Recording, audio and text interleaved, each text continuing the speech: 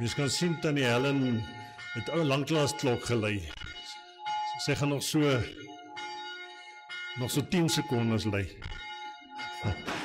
Goeiemôre broers en susters. Soos julle kan sien,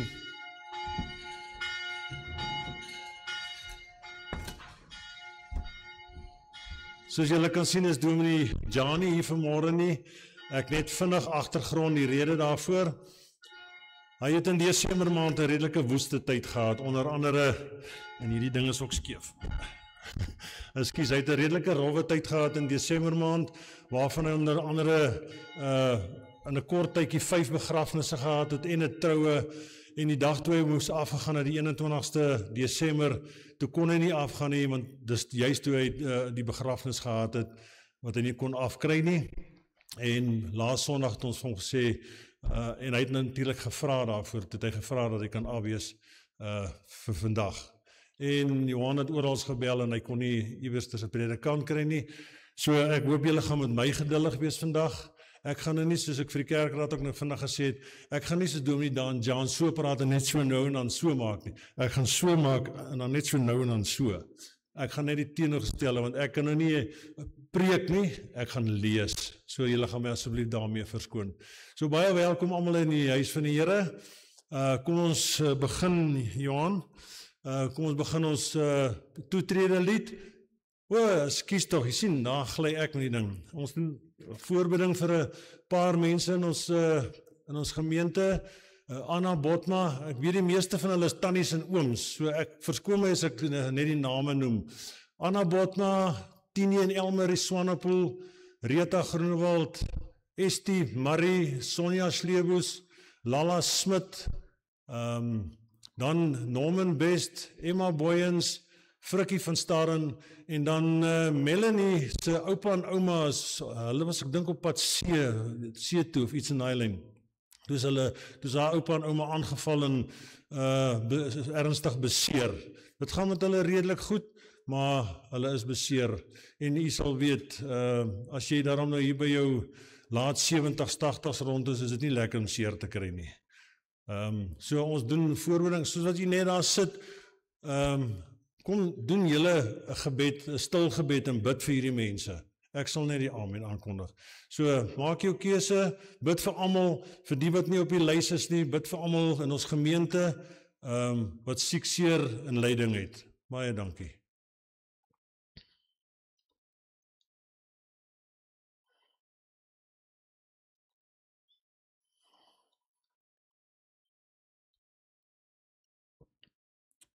Amen.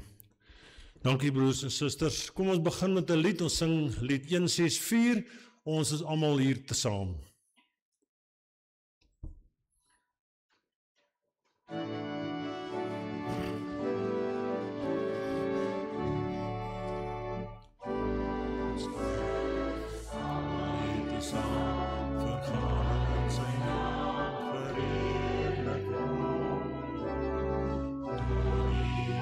Sy getrou en daardeur is ons nou sy eie naam.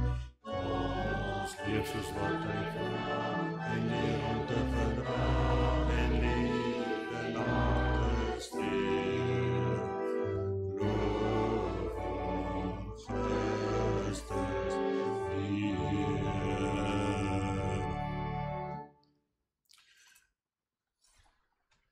Broers en susters, geseënd is die wat rein van hart is, want hulle sal God sien. Genade en vrede vir ons van God ons Vader, van Jesus Christus die Here, deur die kragvolle werking van die Heilige Gees. Amen. Ons sing saam lied 176, ons sing van hom 2 maal. Halleluja, U is koning.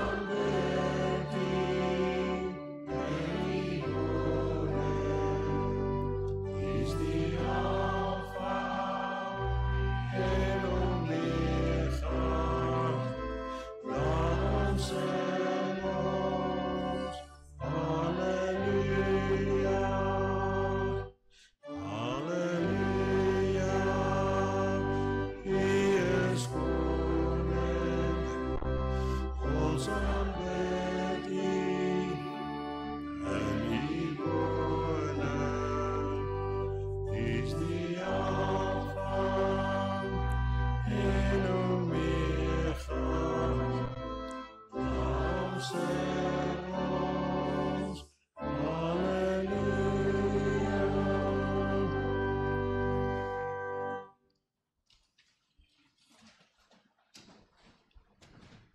en susters, ons het teen God gesondig, ons het gedoen wat verkeerd is in sy oë. Laat ons ons lewe ondersoek en onsself vergewis van ons sonde en liefdeloosheid. Hoor die wet soos wat Jesus dit opsom in Markus 12 vers 28 tot 31.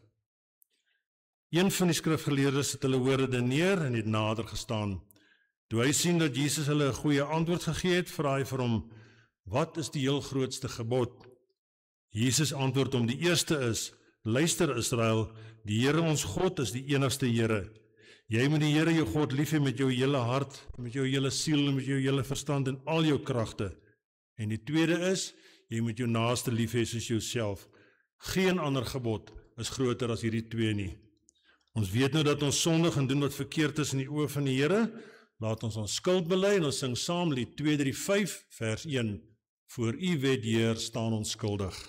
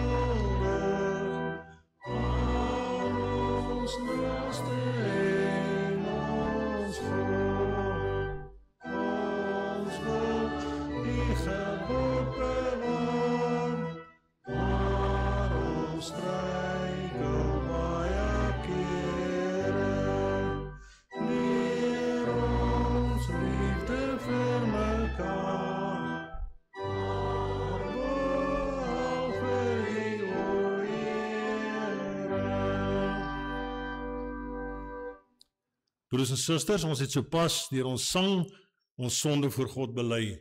In 1 Johannes 2 vers 1 verseker God ons dat hy ons vryspreek. En as een van ons sondig, ons het Jesus Christus, die regverdige, as ons voorspraak by die Vader. Almal wat vrygespreek is, bely opnuut hulle geloof in die drie-enige God. Kom ons bely ons geloof. Ons glo in een God, die almagtige Vader, die skepper van die hemel en die aarde en van alle sienlike en onsienlike dinge. En in een Heer Jesus Christus, die eniggebore Seun van God, gebore uit die Vader voor alle tye. God uit God, lig uit lig, waaragtige God uit waaragtige God, verwek, nie gemaak nie. Een in wese met die Vader, deur wie alle dinge ontstaan het. Wat terwille van ons, die mense, en terwille van ons saligheid neergedaal het uit die hemel, vlees geword het deur die Heilige Gees uit die Maagd Maria en mens geword het, wat selfs vir ons gekruisig is onder Pontius Pilatus, gelei het en begrawe is, en op die derde dag weer opgestaan het volgens die skrifte, wat opgevaar het na die hemel en wat sit aan die regterhand van God die Vader, wat weer sal kom met heerlikheid om te oordeel, die wat nog lewe en die wat reeds gesterf het, wie se koningsheerskappy geen einde sal hê nie. En in die Heilige Gees, die Heer en lewendmaker, wat van die Vader en die Seun uitgaan, wat saam met die Vader en die Seun aanbid en verheerlik moet word, wat gespreek het deur die heilige profete. Ons glo een heilige algemene kerk, gegrond op die leer van die apostels. Ons bely een doop tot vergifnis van sondes. Ons verwag die opstanding van die ontslapenis en die lewe van die toekomstige eeu. Amen. Ons het ons geloof bely. Kom ons wy ons lewe opnuut aan die Here en ons sing saam uit lied 245, Ek wat vergifnis Heer ontvang het.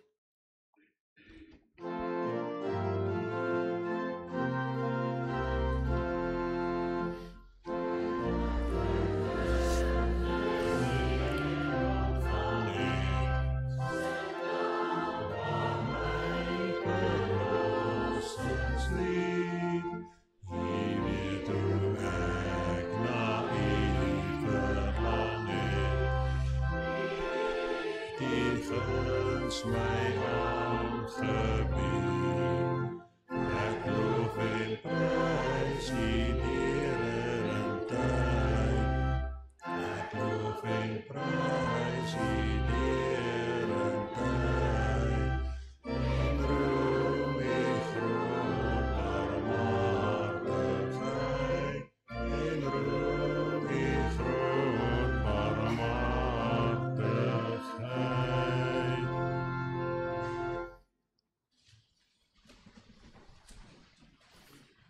Broers, susters, terwyl ons net so sit, kom ons sluit die oë voordat ons uit die woord lees en dan raak ons stil voor die Here, ons dierbare Hemelse Vader.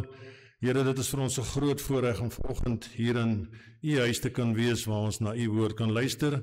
Here, ons weet soos elke Sondag, soos elke keer wanneer ons hier so sit, bring U vir ons 'n boodskap en ons kan leef met ons toebroodjie vir die week. Here, U alleen is in beheer van ons lewens. Soms dink ons is self in beheer, maar Here, dankie dat U neergedaal het hier na hierdie aarde toe, hierdie deurmekaar aarde toe, en vir ons kom red het aan die kruis. Baie dankie, Here, dat ons kan leef soos U wil hê ons moet leef. Dit kan ons slegs doen as U in ons lewens is. Ons vra al hierdie dinge, o Heer, en ons bid dit in U naam alleen. Amen. Broers, susters, soos ek vir die kerkraad aan die konsistorie gesê het, dis nie my preek nie, want ek mag nie preek nie, ek lees. En toe ek hierdie gedeelte gelees en voorberei het, in hierdie week wat verby is, op 'n stadium met 'n traan in my oog, na hierdie stukkie gelees, want dis 'n redelike bekende stuk wat ons lees, en ek is seker, dis nie een van u wat in hierdie kerk sit vandag, al nog nooit hierdie gedeelte gelees het nie. En as ons hom nou lees, dan soms verstaan ons die dinge verkeerd in die lewe, en ons sien hierdie voete was ding. Ek wil nou nie die voorbeeld gebruik, want dit mag dalk die gedagte heeltemal wegvat, maar ons sien partykeer hierdie Jesus was die voete van sy disippels in heeltemal 'n ander lig. So kom ons lees eers daarvan, dan gaan ek verder daarmee. Voor die viering van die Paasfees het Jesus reeds geweet dat die tyd vir hom gekom het om van hierdie wêreld af na die Vader oor te gaan. Hy het sy eie mense wat in die wêreld is liefgehad. Hy het hulle tot die uiterste toe liefgehad. Jesus en sy disippels was aan tafel. Die duiwel het toe al klaar vir Judas, seun van Simon Iskariot, op die gedagte gebring om Jesus te verraai. Jesus het geweet dat die Vader alles in sy hande gegee het en dat hy van God gekom het en na God teruggaan. Toe het hy van die tafel af opgestaan, sy boorkleed uitgetrek en 'n handdoek gevat en hom vasgemaak. Daarna het hy water in 'n wasskottel gegooi en begin om sy disippels se voete te was en dit dan af te droog met die handdoek wat hy omgehad het. Toe hy by Simon Petrus kom, vra die vir hom: "Here, gaan U my voete was?" En Jesus antwoord hom: "Wat ek doen, begryp jy nie nou nie, maar later sal jy dit verstaan." Maar Petrus sê vir hom: "U sal in alle ewigheid nooit my voete was nie." Daarop sê Jesus vir hom: "As ek nie jou voete was nie, het jy nie deel aan my nie." Simon Petrus sê toe vir hom: "Here, dan nie net my voete nie, maar ook my hande en my gesig." En Jesus sê vir hom: "Hy wat klaar gebad het, is heeltemal skoon. Hy hoef later niks meer as sy voete te was nie. En as julle nou skoon en julle is nou skoon, maar nie almal nie." Jesus het geweet wie hom sou verraai. Daarom het hy gesê: "Julle is nie almal skoon nie." Toe hy hulle voete klaar gewas en sy boorkleed aangetrek het en weer aangesit het, sê hy vir hulle: "Verstaan julle wat ek vir julle gedoen het? Julle noem my julle leermeester en Here, en julle is reg, want ek is dit. As ek, wat julle Here en julle leermeester is, dan julle voete gewas het, behoort julle ook mekaar se voete te was. Ek het vir julle 'n voorbeeld gestel, en soos ek vir julle gedoen het, moet julle ook doen. Dit verseker ek julle: 'n slaaf is nie belangriker as sy eienaar nie, en 'n gesant ook nie belangriker as die een wat hom gestuur het nie. Julle weet dit nou. Gelukkig is julle as julle dit ook doen." So my opskrif vir hierdie gedeelte wat ons vandag gelees het, gaan oor: wat sal die kerk red? Broers en susters, wanneer 'n mens so 'n bietjie jou gedagtes laat gaan en oor die tye waarin ons leef, is dit nie moeilik om negatief en mismoedig te word nie. Met voorbeelde gaan ek u nie eers vanoggend verveel nie. Belangriker is die vraag: wat hou die toekoms vir ons almal in? Gaan ons dit maak? Gaan alles beter word of slegter? Gaan ons kinders dit maak en hulle kinders?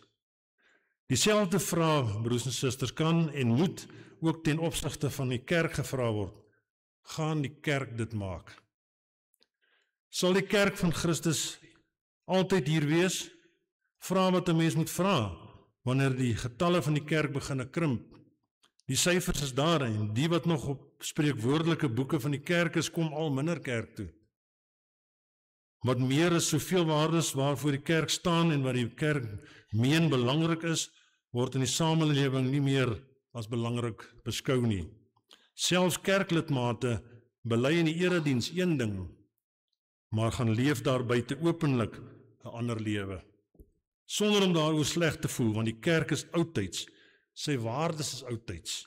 Hoor ons veral by die jonger mense wat hulle altyd sê, daar steek dalk 'n bietjie waarheid in hierdie ou oortuiging, want tye verander en selfs die kerk moet, waar nodig, miskien nie, maar selfs dit, broers en susters, is nie belangrik nie. Die kerk gaan nie oorleef net omdat die kerk tydig aanpas by omstandighede wanneer dit nodig word en geregverdig word nie. Nee, die kerk sal oorleef in hierdie wêreld, selfs groei, om net een ander rede. En aan hierdie rede wil ek vanoggend aandag gee en die res van die verkondiging. So 'n klein verhaaltjie. Ek wil begin deur u terug te neem so na 200 tot 300 na Christus, na gebeure wat homself een oggend afgespeel het in 'n Romeinse kerk van daardie tyd.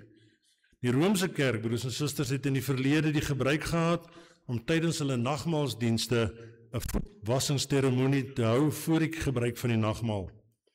Die priester wat die diens gelei het dan voor die kerk gaan staan met 'n afdroogdoekie oor die skouer en skotteltjie water in die hand. En soos die lidmate by hom verbygebeweeg het, het hy hulle voete gewas. Alles het normaal verloop, totdat een lidmaat met sy sokkies aan voor die priester kom staan het. En voordat die priester iets kon sê, die persoon gefluister, en dit was nie as 'n grap bedoel nie, hy het gesê, Vader, my sokkies is ook vuil, u moet hulle ook was. Die priester het besluit om dit nou nie die geleentheid was om met die persoon te verskil nie, en daarom in die voete so met sokkies aan as goed en as moontlik te probeer was. Om tot sy verbasing te sien dat nadat die persoon sy voete gewas is, hy nie meer in die kerk was nie. Na die diens het die priester hom gaan opsoek, waar hy hom in sy kamer op sy bed gevind het met nat sokkies en al aan die huil. En toe die priester vra wat fout is, het die man snikkend geantwoord, Vader, ek was nog altyd bang vir die water van die voetewassing, omdat ek bang is vir die genade van God. Ja, eintlik bang is vir God self. Ek wil nog nooit die Here te naby aan my lyf toelaat nie. Ek wil nie hê dat die Here te naby aan my moet kom nie, net nie in my hart nie. Daarom het ek gedink, my sokkies sou die water van my lyf al weghou, maar dit het nie. Dit het aan my geraak en toe dit gebeur dat ek besef, God vergewe my ook. Ek kan nie van hom wegkruip nie. Ek kan hom nie van my lyf al weghou nie, al wil ek. Hierdie vertelling kon homself net sowel in hierdie jaar 2026 afgespeel het, want almal van ons broers en susters het soms maar dieselfde neiging soos hierdie man. Dieselfde ingeboude meganisme om die Here van ons lyf al weg te hou. Ook ons keer en weer God soms in ons lewens weg. Ons het verskonings om nie werklik met oorgawe gehoorsaam te leef nie. Ons het soveel redes om nie werklik ons lewens in die hande van God te laat nie. Ja, ons trek soms ook ons sokkies aan. Trouwens, broers en susters, is dit presies wat die wêreld vandag van sy inwoners verwag. Bly in beheer, reguleer, regeer, behou jou greep op dinge, moet niemand te naby aan jou lyf toelaat nie. Die wêreld is nie 'n plek vir ontblote, breekbare en gebroke mense nie. Jy het niemand nodig nie. Jy is 'n eiland, onafhanklik, sterk, onkraakbare rots. Jy laat nie sommer enige iemand jou voete was nie, om nie eers te praat van die moontlikheid om ander se voete te was nie. Ons is egter nie die eerstes wat so dink nie, broers en susters. Petrus se vraag in Johannes 13 vers 6, Here, gaan U my voete was? En sy stelling in Johannes 13 vers 8, U sal in alle ewigheid my voete nie was nie, is so tipies menslik. Dit spreek oënskynlik van groot respek en eerbied. Ons ook vind Petrus nie fout met die gedagte van voetwassing nie. Dit was immers algemene gebruik van daardie tyd. Mense het met sandale op stowwerige paaie gereis en daarom met stowwerige voete oor deurdrumpels getree. Enige goeie gasheer sou daarom reëlings tref vir 'n voetwassing, maar 'n slaaf moes dit doen. 'n Heidense slaaf, die laagste klas denkbaar. En juist dit was Petrus se probleem. Die Here, die een wat mag getoon het oor siekte, duiwels en die dood, die een wat die natuur beheers het, die een wat toegejuig is as die seun van Dawid toe hy Jerusalem binnegekom het, hoe kan hy sy voete wil was? Dit werk mos nie so nie. Dit is mos 'n knegt se werk, die werk van 'n slaaf, die werk van 'n mindere. Daarom, broers en susters, wou Petrus nie hê dat die Here sy voete moes was nie. Waar het Petrus se probleem gelê? Presies waar ons probleem soms lê. Ons het nog nie verstaan wat die werklike grondreël van die Christelike evangelie is nie.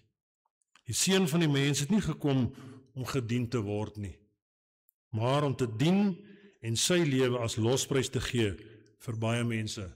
In Markus 10 vers 45, die een wat koning is, het diensknegt geword, en die een wat koning is, het knegt geword.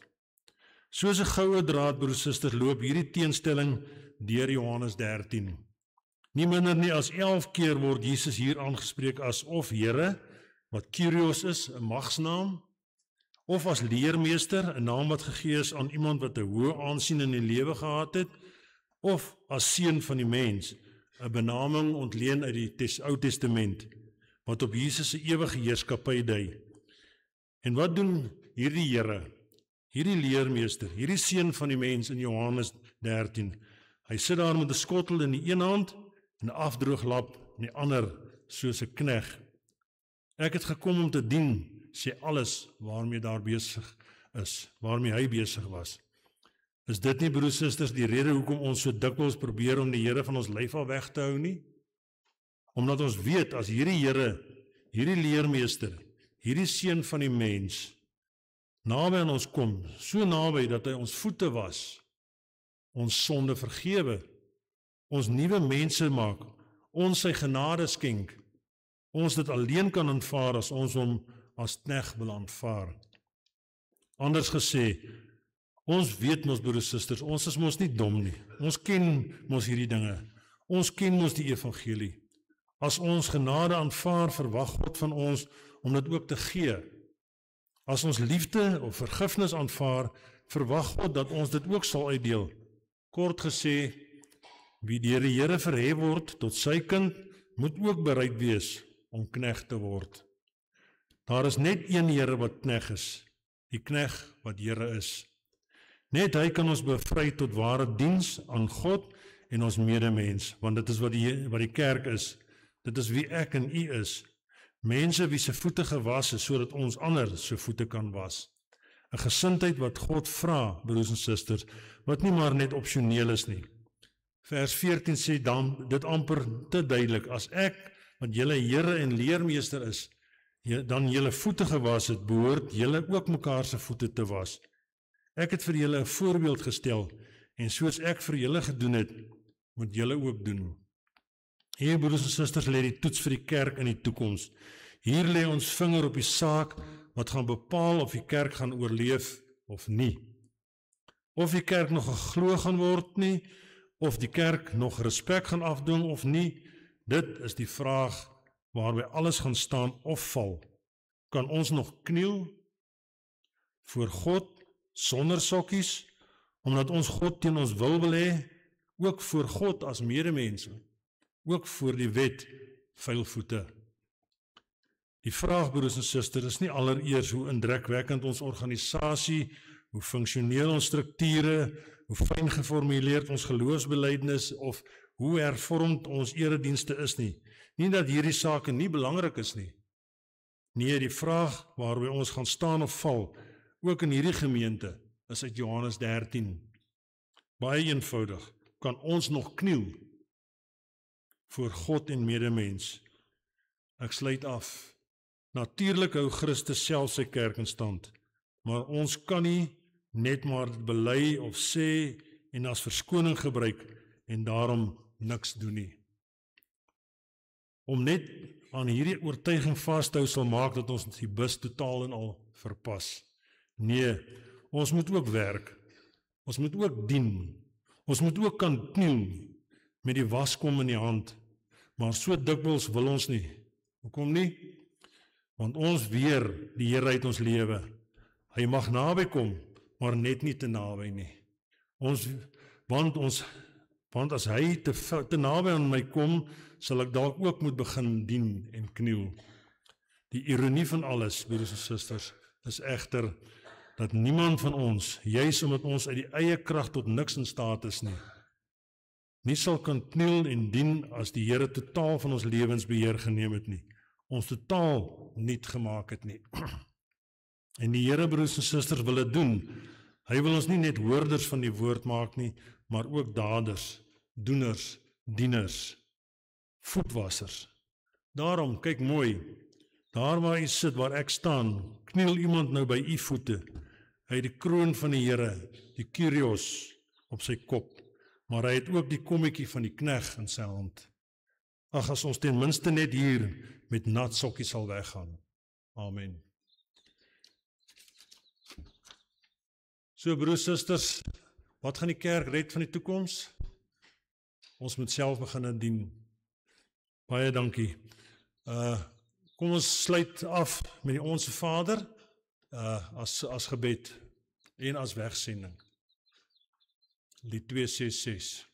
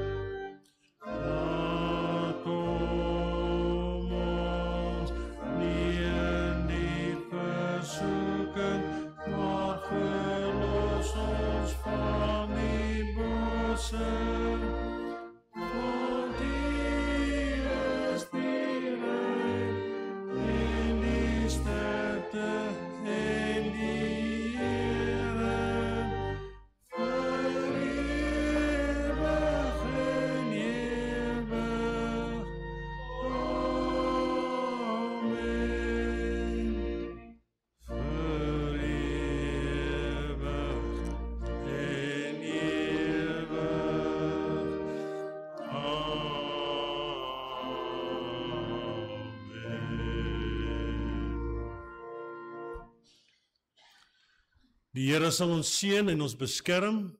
Die Here sal tot ons redding verskyn en ons genadig wees. Die Here sal ons gebede verhoor en aan ons vrede gee. Amen.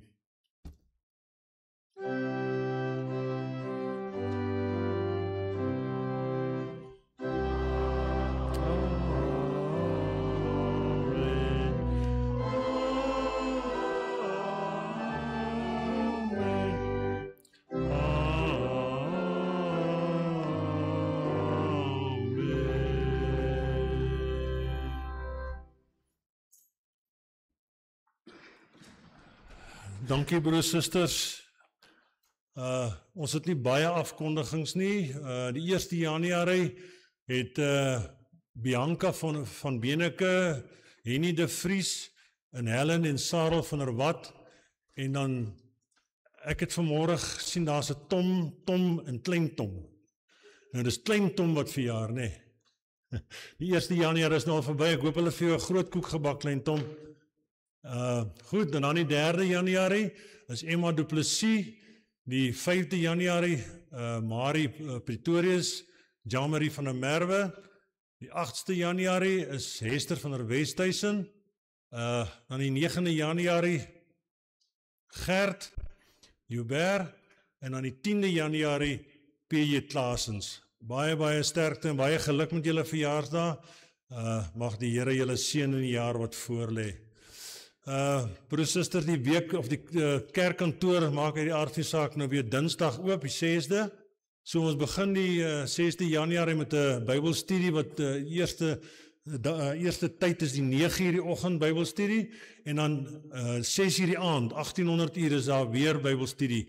Dis nie 'n rekenaar of wat sê hulle Teams of 'n Zoom vergadering nie, 'n Bybelstudie nie. Dis ook hier by die kerk. Dan die finansiële komitee vergader weer die 7de Januarie, die Woensdag om 9 uur. En dan onder sal jy sien is weer daai telefoonnommer.